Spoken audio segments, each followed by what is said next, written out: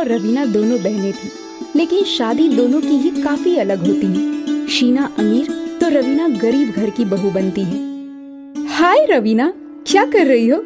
कुछ नहीं दीदी, बस खाना बना रही हूँ। आप सुनाओ? मैं तो बस कमरे में बैठी बैठी कॉफी पी रही थी। सर्दी बहुत है ना। कैसी बात कर रही हो दीदी, शहर तो एक ही है हम दोनों का। गर्मी के मारे मेरे पसीने छूटे जा रहे हैं। अरे मेरी प्यारी बहन, मेरे कमरे में एसी चल रहा है तो ठंडा ही होगा ना। अब काम वाली खाना बना रही है, बस खाने के वक्त कमरे से बाहर निकलूंगी। ओह अच्छा, गुड है दीदी, तो यहीं आ जाओ ना मेरे घर। हाँ हाँ जरूर आऊंगी। ठीक है दीदी, अब आराम से बात करते हैं, ओके?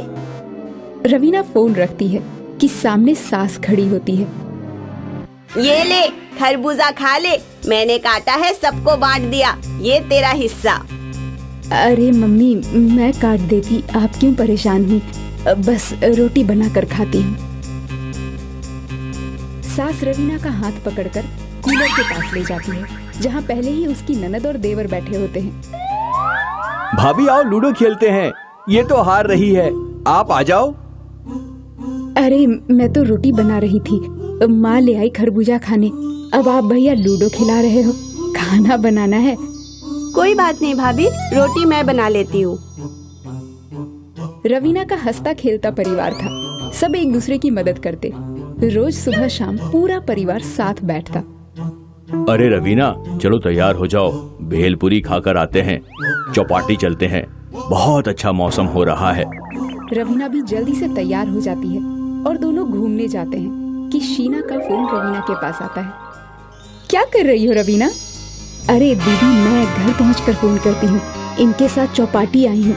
आप बताइए क्या कर रही हैं? मैं तो कमरे में बैठी हूँ, टीवी देख रही थी। अरे दीदी आ जाओ ना चौपाटी, बहुत अच्छा सुहाना मौसम है। टू व्हीलर में मुंह पर ठंडी हवा लग रही थी, बड़ा मजा आया। अरे नहीं नहीं, टू व्हीलर है, कहाँ हम लोगों के घर जानती तो हो तुम।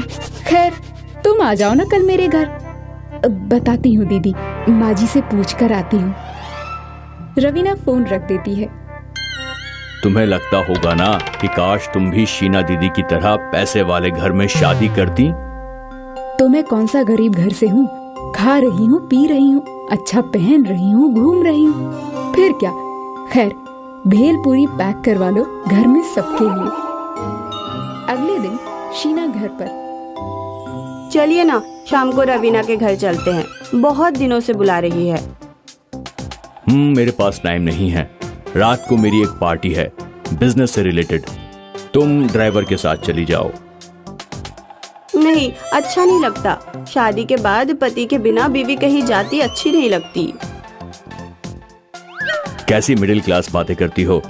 माँ को देखो, कितनी सोशल लाइफ एंजॉय करती हैं वो, मैं नहीं जा सकता। अच्छा, शाम को कहीं बाहर चले, आजकल मौसम बहुत अच्छा होता है। यार अभी तो बताया पार्टी है, वो भी ताज में। तुमको चलना है तो बताओ। नहीं, ताज का मन नहीं है। चलिए ठीक है। पति ऑफिस चला जाता है। शीना घर पर सारा दिन या तो टीवी देखती या फिर मोबाइल। वो सोचती है कि घर वालों के साथ जाकर थोड़ा बैठे।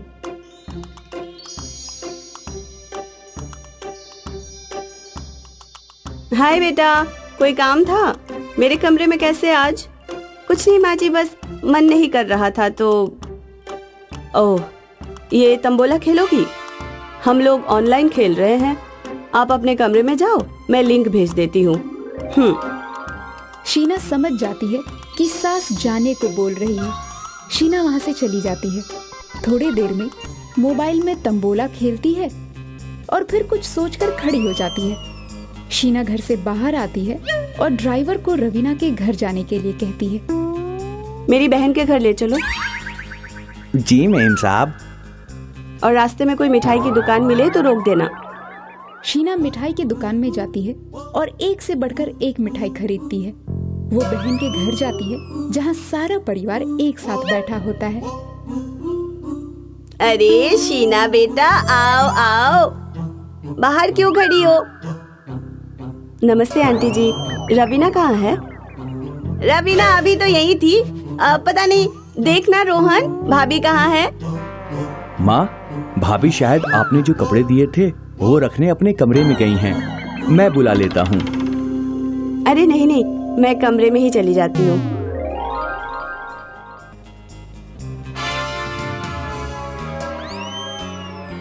शीना रवीना के कमरे में जाती है जहाँ वो बालकनी में पड़ोसन से बात कर रही होती है। अरे दीदी, कैसे आना हुआ?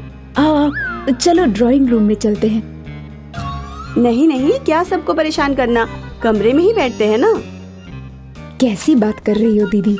आप आई हो तो सभी आपसे मिलना चाहते हैं। चलो ना। रवीना और शीना सबके पास जाते हैं जहाँ सास चाय और नाश्ता बनाकर लाती है। अरे आंटी, आप क्यों बना रहे हैं? वो इसलिए कि हम साथ बैठ सके। अब माँ आप बैठ जाइए। रवीना के घर का माहौल शीना को अलग सा ही लगता है। कितना वक्त हो गया था इस तरह का खाना नहीं खाया था। कितना स्वाद है इस खाने में। ऐसा खाना तो हम लोगों के घर रोज बनता है। अच्छा, खाने में क्या खाओगी दीदी? अरे इसे वो खिलाओ जो गांव वाली बुआ सिखा कर गई थी। हाँ हाँ, मैं बनाती हूँ। रवीना की ननद और देवर भी शीना के साथ बात करने में लग जाते हैं। दोपहर होते ही सारा घर जमीन पर चटाई बिछाकर खाना खाता है, अंताक्षरी खेलता है और खूब गप्पे लगाता है। शीना जब वापस घर को जा रही होती है तो रवीना की सास उसे पैसे देती है। बेटा, पहली बार बहन के घर आई हो। वैसे तो हम लोग तुम्हारे जितने अमीर नहीं हैं, लेकिन मैं बड़ी हूँ। ये छोटी सी भेंट रख लो। पता होता कि तुम आने वाली हो तो कोई साड़ी खरीद कर रखती। शीना सास के पैर छूती है और आंखों में आंसू भरकर बोलती है, मैं तो सिर्फ पैसों से अमीर हूँ, लेकिन रवीना तो रिश्तों से अमीर है। जीवन में सच्ची हंसी और खुशी अपनों के साथ है, ना कि पैसों से। शीना वहाँ से चली जाती है और रवीना सास को देखकर मुस्कुराने लगती है। आज नवीन, जो एक मैकेनिक था, अपनी बहन निशा को बाइक पर उसके कॉलेज छोड़ने गया। रास्ते में निशा के दोस्त निशा को घूरे जा रहे थे। निशा को ये देखकर एम्बैरेसमेंट हो रही थी। भैया बस बस यहीं छोड़ दीजिए। पर बेटा, तेरा कॉलेज तो थोड़ा दूर है ना? हाँ, पर आप मुझे यहीं छोड़ दो। पर क्यों? भैया, मैंने कहा ना आप मुझे यहीं छोड़ दो। मैं घर लौटकर बताती हूँ। नवीन ने निशा को वहीं छोड़ दिया और वो अपने काम पर निकल गया। निशा जैसे ही थोड़ी आगे गई तो उसकी एक सहेली उससे मिली। वो जो तुम्हें छोड़ने आया था, वो कौन था? कोई नहीं, ऐसे ही। तेरा बॉयफ्रेंड है क्या वो? नहीं नहीं, वो तो मेरे भैया हैं। तेरे भैया? वो तो एक मैकेनिक लग रहा था। मैकेनिक ही है। वो मेरे दूर के भैया हैं। वही मैं सोचूं, एक मैकेनिक की बहन इतने बड़े कॉलेज में कैसे पढ़ती होगी। अब खैर ये सब छोड़, तू ये बता कि आज क्या स्पेशल है? अपने दोस्त की बात सुनकर निशा को अपनी आर्थिक परिस्थिति पर बहुत घिन आ रही थी। शाम होने पर जब निशा घर आई। आ गई बेटा? हाँ भैया, आ गई। और कल से आप मुझे कॉलेज छोड़ने मत आना। पर क्यों? मेरे सारे दोस्त आपको देखकर सोचते हैं कि मैं मैकेनिक की बहन हूँ। इतने बड़े कॉलेज में कैसे पढ़ती हूँ। तो क्या हुआ? तुझे तो गर्व होना चाहिए। नहीं भैया, उन सबका सोचती हूँ तो मुझे लगता है कि मैं इतनी गरीब क्यों हूँ। आप बस मेरे कॉलेज मत आना। मैं नहीं चाहती कि आपके मैकेनिक होने पर मेरे दोस्त मेरा मजाक बनाए। ठीक है। निशा फ्रेश होने के लिए अंदर चली गई और नवीन अपनी माँ की फोटो से बात करने लगा। देख रही हो माँ, आज आपकी लाडली को मेरे मैकेनिक होने से भी शिकायत है। अगर आप और बाबा होते तो आज मैं भी पढ़ा लिखा होता और तब शायद निशा को मुझसे कोई प्रॉब्लम नहीं होती। पर जैसी भी है, निशा मेरी छोटी बहन है और मैं अपना कर्तव्य जरूर पूरा करूंगा। उसे पढ़ा लिखा कर बहुत बड़ी पोजीशन पर लाऊंगा। उस दिन के बाद नवीन कभी निशा के कॉलेज नहीं गया। समय बीता। निशा को अजय से प्यार हो गया। अजय एक बहुत ही पैसे वाले परिवार का लड़का था। उसके पास खुद की गाड़ी थी और बंगला भी था। I love you Ajay. I love you Nisha. शायद हमें अब शादी कर लेनी चाहिए। नेकी और पूछ पूछ, बोलो कब अपने पापा को तुम्हारे घर लाऊं? तो तुम मेरे घर मत आओ, मैं ही अपने भैया को तुम्हारे घर भेजती हूँ। जैसी तुम्हारी मर्जी। निशा घर आई और उसने अपने भैया से बात की। भैया, अजय और मैं एक दूसरे से प्यार करते हैं और हम दोनों शादी करना चाहते हैं। ये तो बहुत अच्छी बात है बेटा। लेकिन भैया, वो बहुत रईस है, उन्होंने अपने रिश्ते की बात करने बुलाया है। कहीं आपको देखकर उनका मन बदल गया तो? ऐसा कुछ नहीं होता बेटा, तू फिक्र मत कर। मैं कुछ भी करके तेरा रिश्ता तय करके ही आऊंगा। भैया प्लीज अच्छे कपड़े पहनकर जाना। तू खुद ही अपने पसंद के कपड़े निकाल दे, मैं वही पहनकर चला जाऊंगा। अगले दिन निशा ने अपने भैया को अच्छे कपड़े पहनाए और वो अजय के पापा कृष्णा जी से मिलने उनके बंगले पर गया। आइए आइए नवीन जी आइए। नवीन ने अंदर आते ही कृष्णा जी के पैर छू लिए। अरे मेरे पैर छूने की क्या जरूरत थी बेटा, आप बड़े हैं मुझसे और यही मेरे संस्कार हैं कि बड़ों का आदर करो। वाह, आपकी बहन बहुत ही गुणी होगी, मुझे ये रिश्ता मंजूर है। ये तो बहुत खुशी की बात है, पर आपको हमारे परिवार के बारे में और भी बातें जान लेनी चाहिए। देखिए, मैं एक मैकेनिक हूँ और हमारी आर्थिक स्थिति भी बहुत अच्छी नहीं है। मैं जानता हूँ, पर मुझे आपके मैकेनिक होने से कोई फर्क नहीं पड़ता। मुझे मेरे बेटे के लिए अच्छी पत्नी चाहिए। पैसा तो हमारे पास बहुत है। मैं बता नहीं सकता कि आपकी बात सुनकर मैं कितना खुश हूं। तो मिठाई खा के मुंह मीठा कीजिए। जरूर। कृष्णा जी और नवीन ने मिठाई खाई और अजय और निशा का रिश्ता तय हो गया। अगर आप बुरा ना माने तो मैं आपसे कुछ पूछना चाहता हूँ। जी पूछिए ना। आपकी उम्र लगभग 25-30 होगी? जी। और सुना है कि आपकी माँ निशा के जन्म के समय ही स्वर्ग सिधार गई थी? जी, उस वक्त मैं 10 बरस का रहा होऊंगा जब निशा का जन्म हुआ था और मेरी माँ ने निशा को मेरे हाथ में दिया और मुझसे बोली, आज से ये तेरी जिम्मेदारी है, तू इसका भाई नहीं, माता पिता दोनों है। और बस तब से जो काम मिला वो करके मैं दोनों का पेट पाल रहा हूँ। पर मैंने निशा को किसी चीज की कमी नहीं होने दी। उसे अच्छे स्कूल में पढ़ाया, अच्छे कॉलेज में दाखिला करवाया। चाहे मैं जैसे भी रहूं, लेकिन निशा को मैंने सब कुछ अच्छा ही दिया है। ये सब सुनकर बेटा तुम्हारे लिए इज्जत और बढ़ गई है मेरे मन में।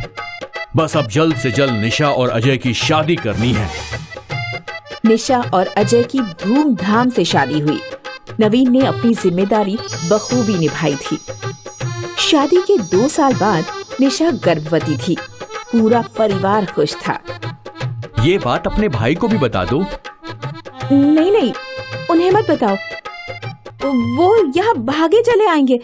और तुम्हें तो पता है ना, वो एक मैकेनिक है और हम इतने अमीर, अच्छा नहीं लगता। निशा की ये बात कृष्णा जी ने सुन ली। वाह बेटा वाह, खूब इज्जत दी है तुमने अपने भाई को। आज तुम इस अमीर खानदान की बहू बन गई हो, पर तुम्हें इस खानदान की बहू बनाने तक सब कुछ उस गरीब भाई ने किया है। तुम जब पैदा हुई थी उस वक्त उस 10 साल के भाई ने तुम्हारी जिम्मेदारी उठाई। खुद वो अनपढ़ रहा पर उसने तुम्हें पढ़ाया। खुद बेचारा फटे हाल रहा पर तुम्हें अच्छे से अच्छे कॉलेज में दाखिला करवाया। वाह, अच्छी सोच है तुम्हारी। I am sorry. सॉरी मुझे नहीं, अपने भाई को बोलो। तुम्हारी खुशियों के लिए उसने अपनी जिंदगी तक कुर्बान कर दी।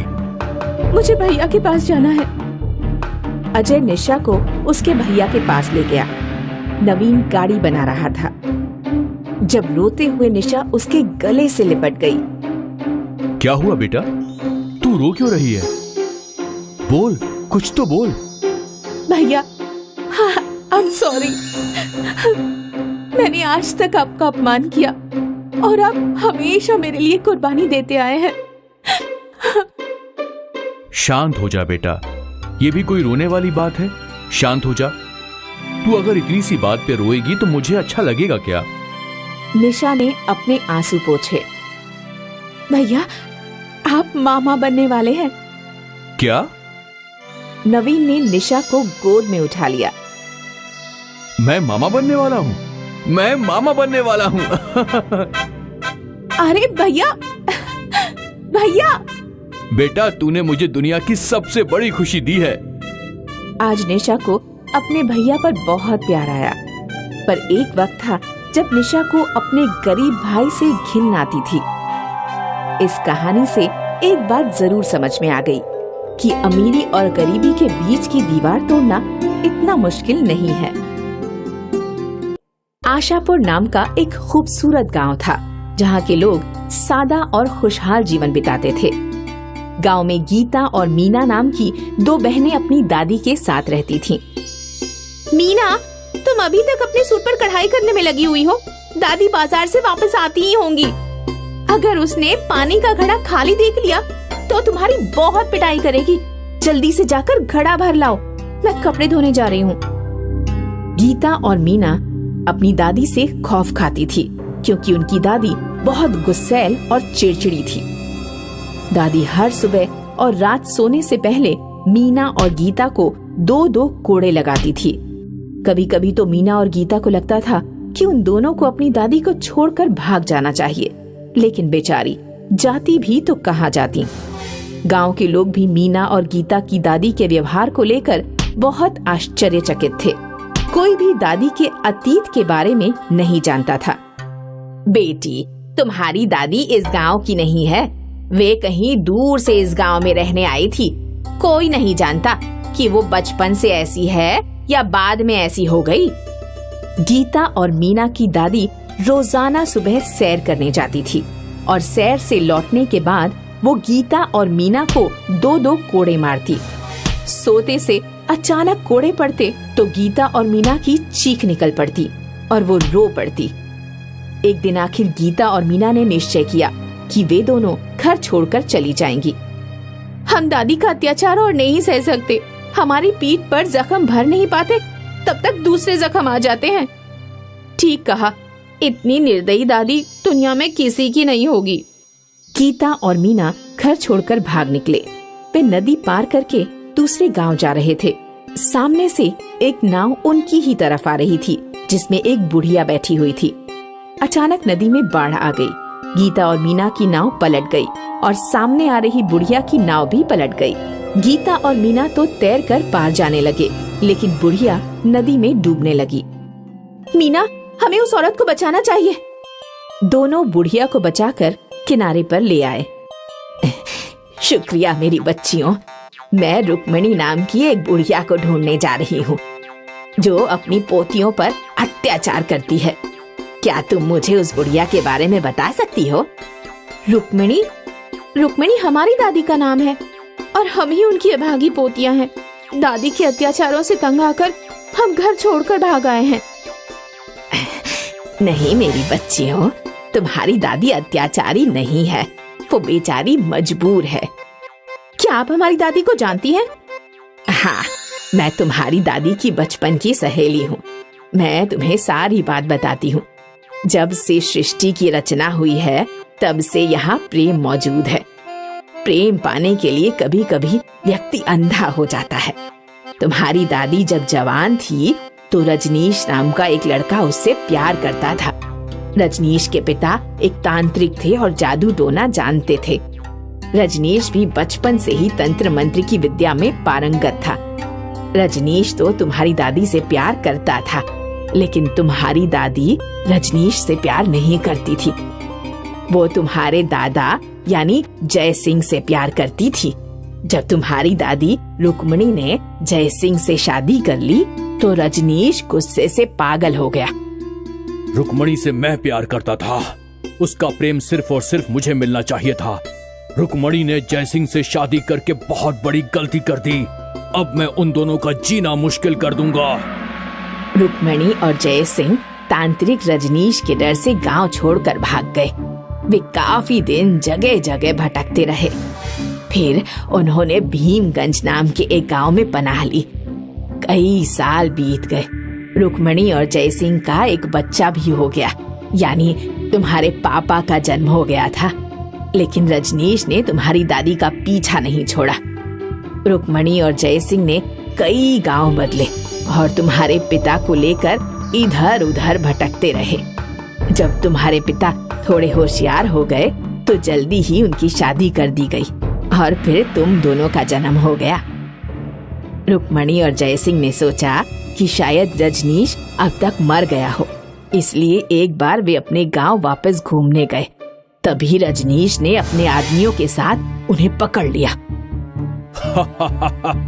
इतने वर्षों बाद आज तुम मेरे हाथ आ पाई हो रुक्मणी, लेकिन तुम चिंता मत करो, मैं कुछ नहीं करूंगा, सिर्फ तुमसे तुम्हारा प्यार छीन लूंगा। जैसे मुझे तुम्हारा प्यार नहीं मिल पाया, वैसे तुम्हें भी किसी का प्यार नहीं मिल पाएगा।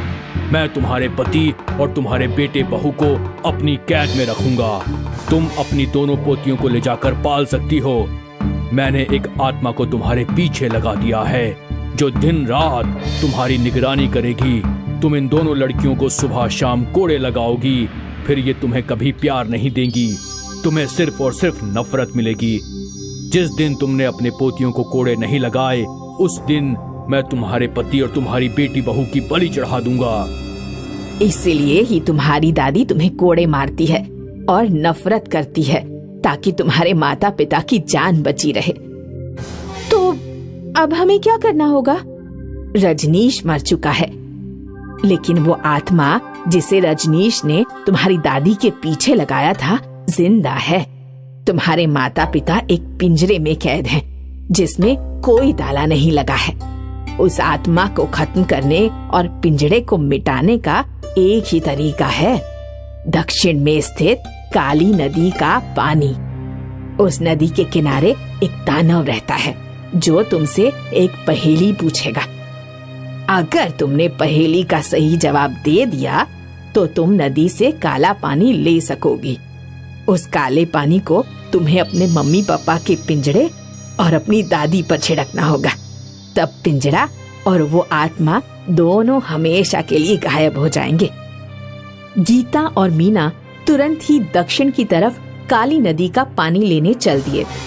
उन्होंने देखा एक बहुत बड़ा दानव नदी किनारे बैठा है। दानव जी, हम नदी का पानी लेने आए हैं। पानी लेने के लिए तुम्हें मेरी एक पहेली का जवाब देना होगा। यदि तुमने गलत जवाब दिया तो मैं तुम दोनों को नदी में डुबा दूंगा। बोलो, पहेली पूछूं या नहीं पूछूं?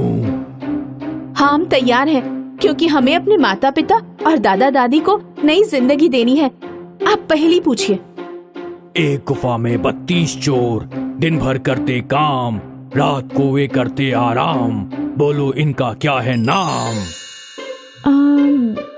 दांत। सही जवाब। तुम नदी का पानी ले जा सकती हो।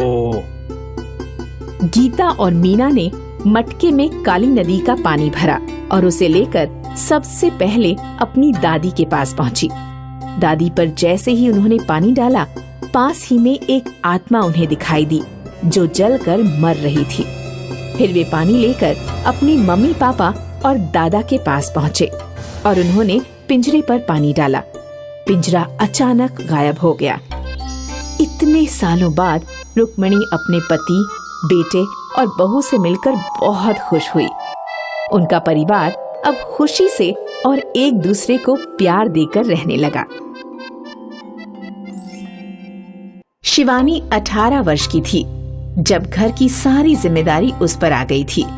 मैं सोच रही हूँ कि अशोक को भी ढाबे पर काम पर लगा दूं। कम से कम घर चलाने में कुछ तो मदद हो जाएगी। नहीं माँ, अशोक अभी छोटा है, उसके पढ़ने की उम्र है और मैं चाहती हूँ कि वो पढ़ लिख कर बड़ा बने। तेरे बाबा जिंदा होते तो वो पढ़ सकता था, पर अब वो ही नहीं रहे तो किसी को तो घर की जिम्मेदारी संभालनी होगी ना। मैं हूं ना माँ, मैं संभाल लूंगी जिम्मेदारी। पर बेटी, तू ये कैसे करेगी? कर लूंगी माँ, तो चिंता मत कर। शिवानी ज्यादा पढ़ी लिखी नहीं थी, इसलिए उसे कोई अच्छी नौकरी नहीं मिली, तो उसने लोगों के यहाँ घर का काम करना शुरू कर दिया। वो 3 घरों का काम कर रही थी। सुबह 7 बजे घर से निकलती थी तो रात को 8 बजे घर लौटती थी, वो भी पूरी तरह थकी हारी। इतनी मेहनत मुशक्कत करके शिवानी ने अपने छोटे भाई अशोक का एडमिशन इंग्लिश मीडियम स्कूल में करा दिया। फिर क्या था, हमारे घर के हालात इतने अच्छे नहीं है शिवानी, तुझे अशोक का एडमिशन इंग्लिश मीडियम स्कूल में नहीं करवाना चाहिए था। अब उसकी पढ़ाई का खर्चा कैसे संभालेगी? माँ, तुम कितनी चिंता करती हो, सब हो जाएगा, फिक्र मत करो, मैं सब कर लूंगी। शिवानी ने और घरों में कामवाली का काम शुरू कर दिया। अब वो रोज सुबह 6 बजे घर से जाती और 9 बजे लौटती थी। दीदी, तुम इतना काम क्यों करती हो?